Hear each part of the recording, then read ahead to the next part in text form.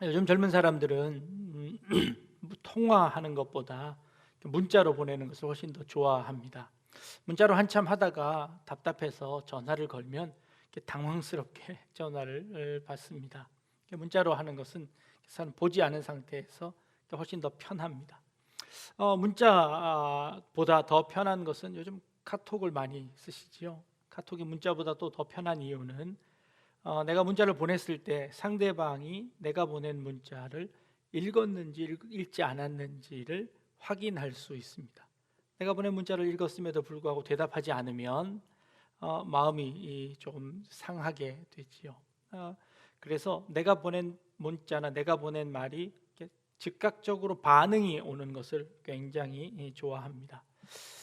반면에 그래서 그것이 또 싫어서 상대방이 보낸 문자에 이를 지워내지 않고 편법으로 내가 문자를 읽었지만 읽지 않은 척하는 방법들도 또 개발되어져서 나오기도 하는 것 같습니다.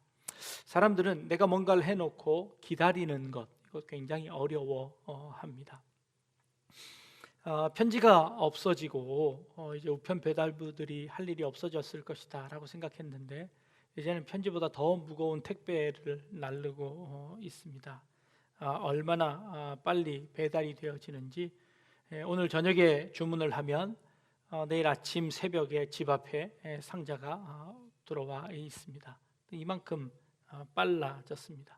그러다 보니 사람들이 기다리는 것에 익숙하지 않습니다. 인터넷은 얼마나 더 빠릅니까? 3초, 5초 사이에 뭔가 재밌는 영상들이 나오지 않으면 사람들은 즉각 다른 곳으로 채널을 돌리게 되어 버립니다. 그래서 광고들이 더 자극적이고 또 더 선정적인 것들을 내보내고 있습니다. 사람들의 눈을 사로잡기 위해서지요. 코로나로 인해서 설교도 모두 다 영상으로 전환되었습니다. 그래서 그런 영상 매체처럼 그렇게 취급받고 있습니다. 생각하고 고민하고 또 결단하는 그런 말씀이 아니라 그저 순간적인 재미를 찾습니다. 그래서 순간에 재미없으면 다른 곳으로 돌리지요. 여러분들은 잠깐만 참아 주십시오. 다른 데 돌리지 마시고 이 예배에 끝까지 한번 참여해 보시기를 바랍니다. 그래서 자기 마음에 들지 않으면 식상한 잔소리 정도로 취급하며 아예 신앙을 버리는 사람들도 있는 것 같습니다. 실험을 해보았습니다.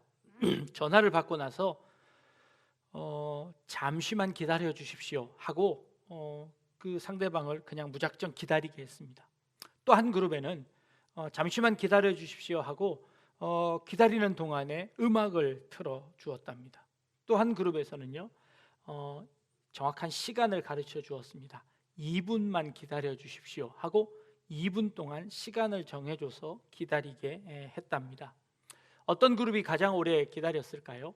시간을 정해준 2분만 기다려 주십시오 했던 그 그룹은요 2분이 지나서 약 한 3분 정도까지 참고 인내하며 그 전화를 기다려 주더라는 겁니다. 근데 음악을 틀어줬던 그 그룹은요 한 1분 정도쯤 지났을까요? 그러면 대부분 평균적으로 전화를 끊더라는 겁니다. 그런데 아무런 그 말도 없이 그냥 무작정 기다리라고 했던 그 그룹들은요 30초가 안 돼서 모두 다 전화를 끊더라는 겁니다. 사람은 뭔가 이렇게 반응이 오고 자기에서 그런 과정들을 설명해 주면 조금 더 오래 참고 기다리더라는 겁니다. 자신의 용무가 있어서 전화했음에도 불구하고 아무런 응답이 없으면 그냥 그 전화를 끊어버리더라는 겁니다. 제가 이 실험을 보면서 이런 생각이 들었습니다.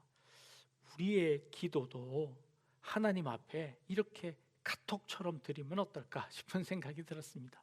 우리가 기도하면 하나님께서 들으셨는지 안 들으셨는지를 이렇게 탁 표시해주는 장치가 있었으면 좋겠다 싶습니다. 그러면 하나님께서 내 기도를 들어주셨구나 라고 생각하면 안심도 되고 우리가 또 기도할 수 있는 재미도 있지 않겠습니까? 우리가 기도하는 족족 하나님께서 응답하시고 또 대답해 주시면 얼마나 좋겠습니까? 우리 신앙생활에서 우리 신앙생활을 나타내는 그래프가 있었으면 좋겠습니다. 우리의 신앙생활의 정도를 점수를 매겨줬으면 좋겠습니다. 지금 50점입니다. 앞으로 10년 안에 10점을 더 올리려면 요런 절차를 가지면 여러분들의 신앙이 자라날 수 있습니다 라고 이런 표시를 해주면 참 좋겠다 싶은 생각이 듭니다. 그런데 불행하게도 우리 신앙생활에는 그런 장치들이 전혀 없습니다. 그냥 무작정 기다려야 합니다. 그래서 믿음이 필요한 걸까요? 우리 하나님께서 어떤 표시도 해주지 않으실 때가 참 많이 있다는 겁니다. 그런데 다행스럽게도 이와 유사한 것들이 이 성경에 기록되어져 있습니다. 구약 성경에 보니까 우리가 요즘 보고 있는 절기가 바로 그런 것이 아닐까 생각이 듭니다. 하나님께서 1년을 정확하게 비슷비슷하게 한 3등분을 나누어서 3차례 절기를 만드셨습니다. 우리가 지난주에 확인한 6월절, 오늘 우리가 보게 될 7.7절, 그리고 나중에 초막절, 이렇게 3개의 절기를 만들어서 이스라엘의 모든 남자는 이 3절기를 꼭 지켜라 라고 말씀하십니다. 그리고 그 3절기에는 되도록이면 예루살렘에 올라와서 하나님의 성전에서 하나님을 배워라 라는 것이 하나님의 명령이십니다. 그래서 6월절, 그리고 7.7절, 그리고 초막절을 이스라엘의 3대 절기로 지키고 있습니다. 우리가 지난주에 살펴본 것처럼 6월절은요 그 해의 첫 번째 달입니다. 사실 그것이 첫 번째 달이 아니었는데 그 달을 옮겨가면서 이 달을 첫 번째 달로 만들어라 라고 말씀하시며 6월절을 지키라고 하셨습니다. 그래서 6월절이 되면 하나님께서 이스라엘 백성들을, 우리 조상들을 이렇게 구원해 내셨구나 라는 것을 생각하면서 어린 양을 잡아서 그 고기를 먹고 무교병을 먹으면서 하나님께서 우리에게 해주셨던 그 은혜들을 기억하게 하는 그런 장치로 6월절을 섬겼습니다. 그런데 오늘 우리가 살펴볼 7.7절이라는 절기는요, 그것이 지나고 6월절이 지나고 약 50일이 지난 다음에 지켜지는 절기입니다. 그런데 재미있는 것은 이 7.7절은요 이 날짜가 조금씩 바뀌어진다는 겁니다. 정확하게 정해져 있는 날짜가 아니라 그 날짜가 조금 바뀌어집니다. 왜 바뀌어지는지는 오늘 설명을 들으면 아실 겁니다. 7.7절을 셀 때는 이 7.7절은 7 곱하기 7입니다. 49일이 지난 그 다음 날이니까 50일째 되는 날을 지키는 건데, 이 50일을 어떻게 카운트를 하냐면 그 첫째 날이 첫 번째 이삭을 추수하는 날로부터 하루를 세는 겁니다. 이스라엘에게는 3대 절기 이외에 초실절이라는 절기가 있습니다. 추수를 하는 첫 번째 날에 첫 번째 그 이삭을 하나님 앞에 드리는 그 초실절이라는 것이 있습니다. 근데 이 농사는 여러분들이 아시는 것처럼 농사가 늘 정해진 날에 끝나는 것이 아니지 않습니까? 대개는 언제 그 초실절이 시작되어지냐면 6월절 안식일이 지난 그 다음 날쯤 되어서 추수를 시작합니다. 근데 그 추수 시작하는 것이 딱 정해진 그 날이 아니라 곡식이 다 익어야 추수할 수 있으니 그 날이 조금 변경되었던 것 같습니다. 대개는 그 즈음에 시작되어집니다. 근데 그 즈음에 시작되어지면 첫 번째 추수를 하고 나서 50일을 세워서 그 50일 동안 추수를 다 마친 이후에 그 이후에 하나님께 예배드리는 잔치를 하는 그런 날이 초실절이었다는 것입니다. 이 7.7절이라는 날씨를 보니까 오늘 첫 번째 9절에 보니까 7주를 셀지니 곡식의 낫을 대는 첫날부터 7주를 세워서 7.7절을 여호와 앞에 지켜라 라고 말씀하시는 겁니다. 이스라엘 백성들은, 이스라엘 나라에는요 첫 번째는 보리를 추수했습니다. 그리고 그 보리 추수가 시작되면서부터 이제 이게 밀까지 추수하게 되면 이 추수하는 시절이 대개 약 한 50일 정도 걸린다는 겁니다. 그렇다면 이 7.7절을 지키는 것은 추수가 시작되고 나서 그 추수가 완전히 맞춰지는 그날까지를 세워서 이 추수의 이 날을 세워서 마지막에 7.7절을 지키게 되는 겁니다. 근데 이 날짜를 백성들한테 세라고 말씀하셨습니다. 숫자를 세라는 겁니다. 날짜를 세라는 겁니다. 하나님께서 내게 어떤 일을 시키셨는지 그 날짜를 하루하루 세워서 그 50일이 되는 그 날을 축제일로 만들라는 겁니다. 하나님께서 만드신 절기를 우리 마음속에 하루하루 세는 것이죠. 날짜를 센다는 것은 어떤 의미를 갖고 있을까요? 희망을 가진다는 겁니다. 날짜를 센다는 것은 우리에게 소망이 있다는 것을 의미합니다. 어떤 영화였는데요, 빠삐용으로 기억을 하는데, 빠삐용에서 어떤 섬에 이렇게 독방에 갇혀 있는 그 죄수가 있었습니다. 그 죄수가 그 감옥에 갇혀 그 섬에, 외딴 섬에 혼자 떨어져 있었습니다. 그 섬에 유배가 되고 나서는 하루하루 날짜를 세었습니다. 날짜를 세다가 한 2년 정도 지났을까요? 더 이상 이 섬을 나갈 수 있다는 희망을 잃어버리게 되었습니다. 그 다음서부터는 그 날짜를 세는 것을 멈추어 버렸습니다. 날짜를 세지 않은 거죠. 그 섬에 이제 빠삐용이 들어온 겁니다. 당신은 언제부터 이 섬에 있었습니까? 언제부터 이 감옥에 있었습니까? 라고 묻자 그가 저 벽을 보여줍니다. 그 벽에 한참 동안 세다가 그 다음서부터 세지 않은 것이죠. 내가 저만큼 세다가 그 다음서부터는 잊어버렸습니다. 그 다음서부터는 소망을 잃어버렸습니다. 그냥 그대로 살고 있습니다 라고 하는 것이죠. 인간이 날짜를 센다는 것은, 뭘 센다는 것은 그것은 희망을 가지는 겁니다. 소망을 가지는 겁니다. 그 날을 기대하는 겁니다. 아이들이 자기 생일이 다가오기를 달력에서 숫자를 세워놓고 셉니다. 10밤 자면 내 생일이야, 5밤 자면 내 생일이야. 그래서 그 생일날 되는 그 날짜에 부모로부터 큰 선물을 받기를 소망하는 것이죠. 그 날을 손꼽아 기다리는 겁니다. 마치 하나님께서 이스라엘 백성들에게 날짜를 세워라, 손꼽아 날짜를 세워라, 하나님께서 너희에게 주시는 그 축복이, 하나님께서 너희에게 주시는 그 은혜가, 하나님께서 너희들에게 베푸시는 그 은총이 그게 얼마나 크고 놀라운지 날짜를 한번 세워서 한번 보아라 라고 말씀하시는 것이죠. 이스라엘 백성들이 포로로 잡혀갔습니다. 포로로 잡혀가는 동안에 하나님께서 이스라엘 백성들에게 말씀하십니다. 70년 후에 너희가 다시 돌아올 것이다 라고 예레미야 선지자를 통해서 예언하셨습니다. 그들이 포로로 잡혀갔는데요, 아무런 희망을 기댈 수가 없었습니다. 여전히 바벨론은 득세했고 그 바벨론의 힘은 줄어들 생각이 없습니다. 여지가 안 보입니다. 그러나 그들 가운데 70년이라고 하는 그 세월은 다 다가오는데 어떠한 희망도 보이지 않습니다. 그래서 그들은 절망합니다. 좌절합니다.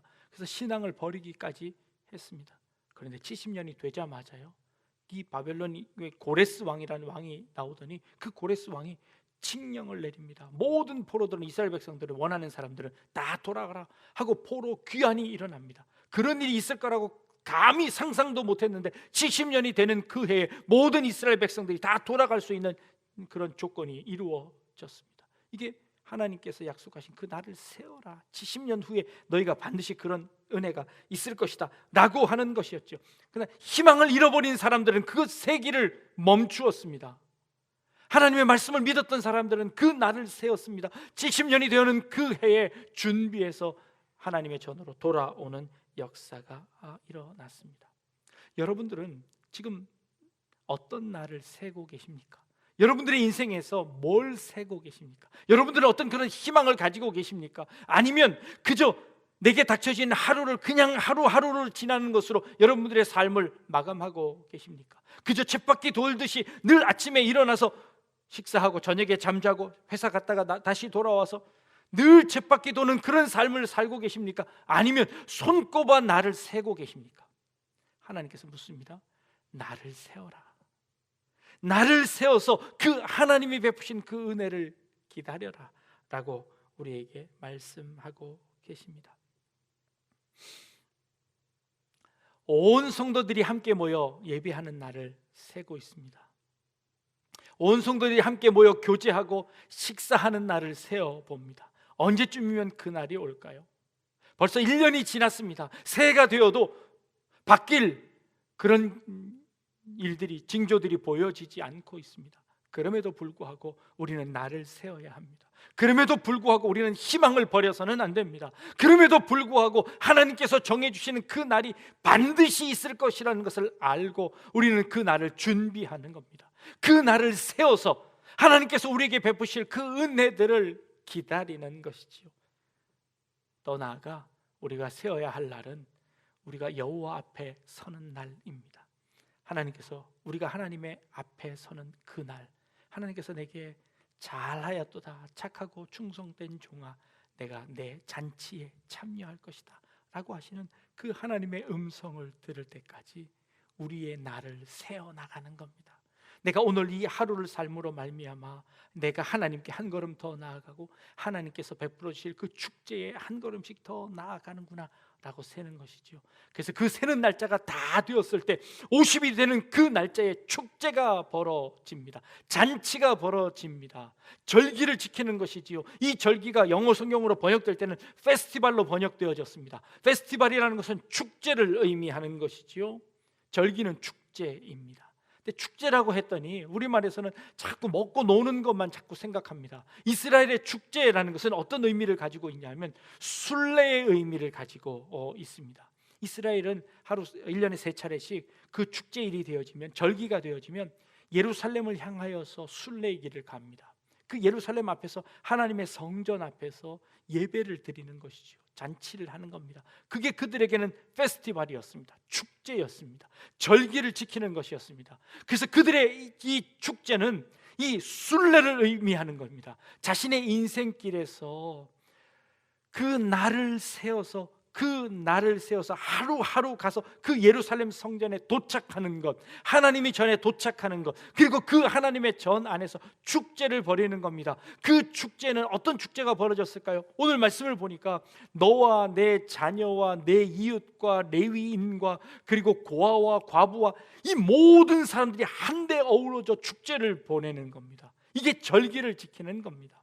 어떤 사람 신분의 고하도 다 무시하고, 그리고 어렵고 힘든 사람들, 가난한 사람들, 힘없는 사람들, 연약한 사람들, 그런 사람들이 함께 모여서 성전에서 함께 축제를 보내는 것, 이게 바로 절기를 지키는 것이지요.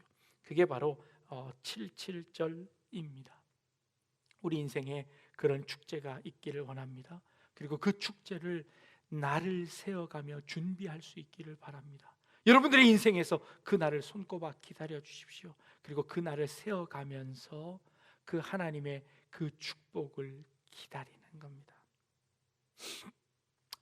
이스라엘 백성들은요, 이 7.7절이 되어지면 낭송하는 성경이 있다고 합니다. 그 성경은 룻기라는 성경입니다. 이 룻기라는 성경을 왜 그때 읽었을까요?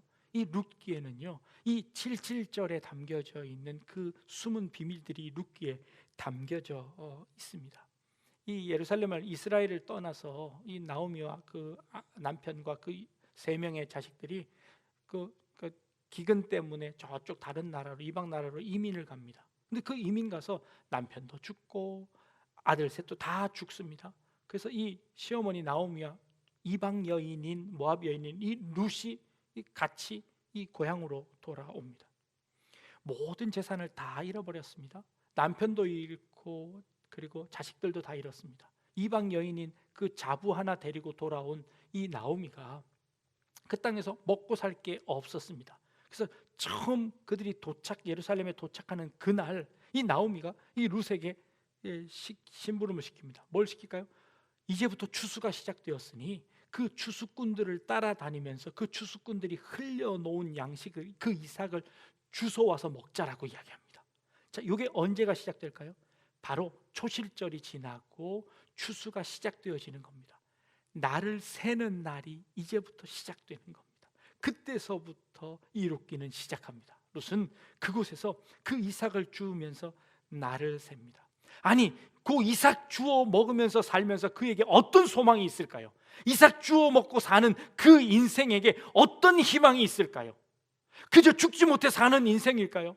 그러나 그 이삭을 주시면서 그는 날을 세고 있는 겁니다. 그 날을 세워서 50일째 되는 그날, 그 추수가 다 마치고 온 그 추수꾼들이 다 함께 모여서 잔치하는 날이 있었습니다. 그 잔치하는 그날 나오미가 룻에게 목욕 제계를 시킵니다. 그리고 누구에게 들어가라고 하나요? 보아스에게 들어가라고 합니다. 보아스가 묵고 있는 그 텐트 안으로 슬그머니 들어갑니다. 그리고는 그 보아스와 만나게 되지요. 보아스는 그 잔칫날 그 룻을 자기 아내로 삼아야 되겠다고 작정합니다. 그리고는 그 룻과 나오미의 그 인생, 아무런 희망이 보이지 않는 그 인생 가운데 기업 물을 자를 통하여서 그들의 새로운 삶이, 새로운 인생이 열려지고요. 그리고 그 룻을 통해서 다윗 왕이 탄생되어지게 됩니다. 그리고 그 다윗 왕을 통하여서 이스라엘의 역사가 이어져 나가는 것을 보게 됩니다. 이게 77절에 일어났던 역사였습니다. 그래서 그들은 그 77절에 이 룻기서를 읽는다고 합니다. 우리 인생 가운데 그저 이삭 줍는 인생처럼 지금 예배도 함께 모여서 드리지 못하는 이런 어려운 상황 속에서 우리가 어떤 희망을 가지고 어떤 소망을 가지고 살 겁니까? 그럼에도 불구하고 우리는 날을 세며 그 50일을 기다리는 겁니다. 그 77절을 기다리는 겁니다. 그 77절을 기다려서 하나님께서 우리에게 주실 그 은혜를 기다리는 것이죠. 이게 바로 77절의 의미라는 것입니다. 구약의 3대 절기는요, 지금 신약에 와서 하나도 지켜지고 있지 않습니다. 유월절, 우리 유월절 지키지 않습니다. 그러나 그 유월절이 무엇로 대신되어졌나요? 하나님께서 이스라엘 백성들을 구원하셨던 것처럼 하나님께서 온 인류를 구원하신 부활절로 유월절을 대신하고 있습니다. 예수님의 부활로 말미암아 우리가 새 생명을 얻게 되었습니다.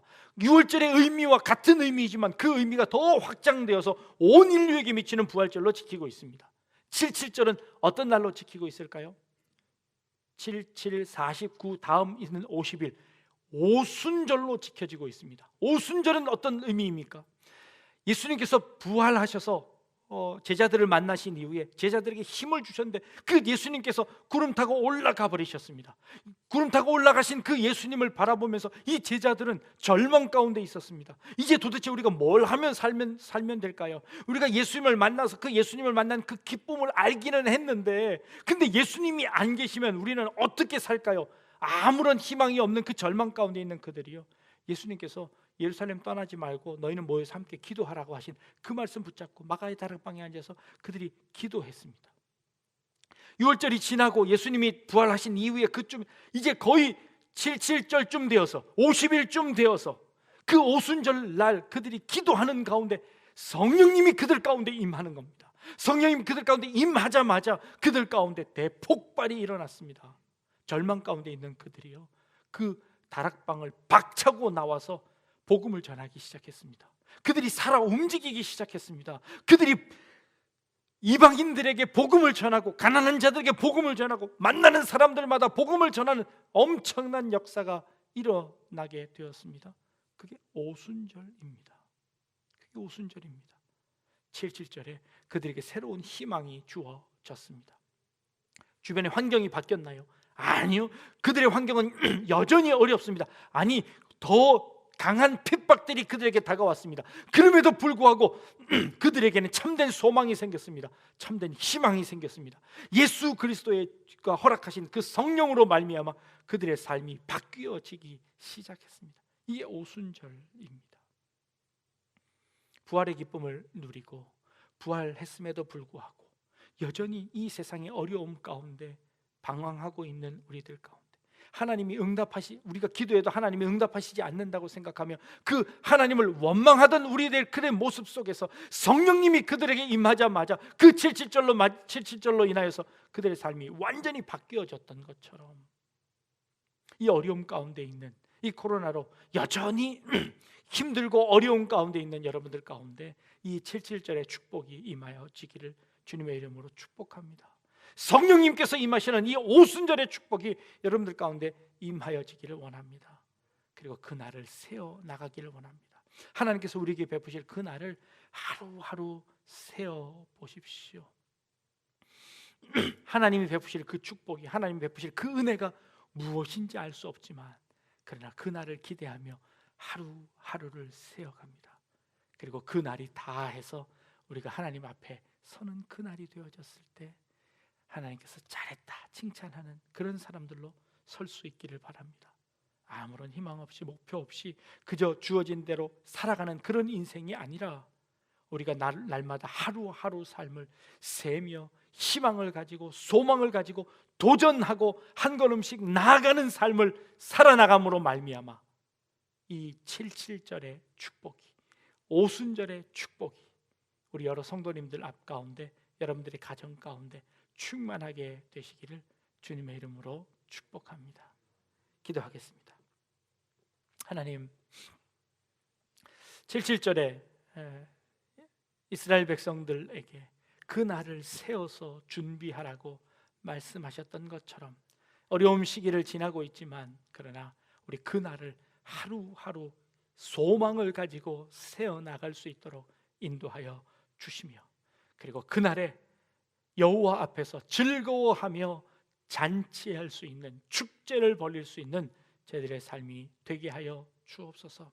주변에 있는 모든 사람들을 함께 모아 그 기쁨의 날을 보냈던 것처럼 저희들도 그 날을 소망하며 오늘 하루를 믿음으로 승리할 수 있는 저희들의 인생 되게 하여 주옵소서. 감사드리며 예수님의 이름으로 기도합니다. 아멘.